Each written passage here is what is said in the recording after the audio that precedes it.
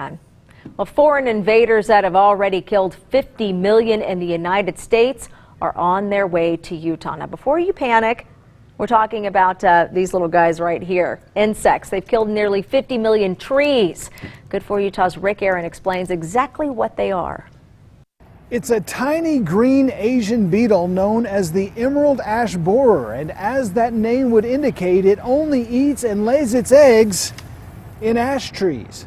They look like monsters out of a science fiction movie, and they're headed our way. Originally introduced by Asian Packing Material in Michigan in 2002, emerald ash borers have spread throughout the East Coast and Midwest. The emerald ash borer is now on our doorstep. Last year it was found in Boulder, Colorado, and I think that was the wake-up call for people here in Utah. Our state entomologist says it's not a matter of if it gets here, but when.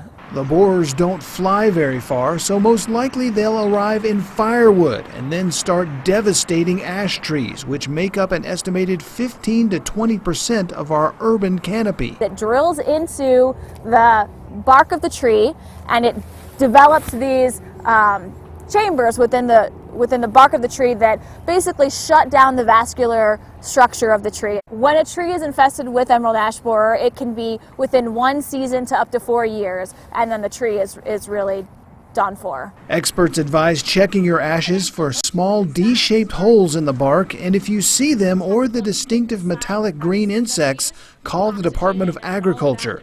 Even though they're smaller than a penny, they can do millions in damage. You're going to see potentially a lot of cost to remove trees from people's backyards. Salt Lake City, South Salt Lake, Provo, and Bluffdale have all stopped planting ashes, and more cities are expected to follow suit. If all of those trees start declining all at once, it's a safety hazard. It's also a large financial burden on the cities and the managers of those trees, as well as the residents that have these trees in their yards. So what we want to do is slow that impact. It's important to look for signs of infestation early, because by the time you notice damage to your tree, well, you can kiss your ash goodbye. In Jordan Park, Rick Aaron, good for Utah. Oh, Rick. The emerald ash borer takes task force. I can't even think. I'm laughing so hard right now. Emerald ash borer task force suggests planting other species like hackberry, honey locust, or tulip tree, which are all easier to say and don't get so close to words you don't want to say on TV. I'm sorry, that was the funniest. He did say ash, though. I want everyone to know. All right, ABC.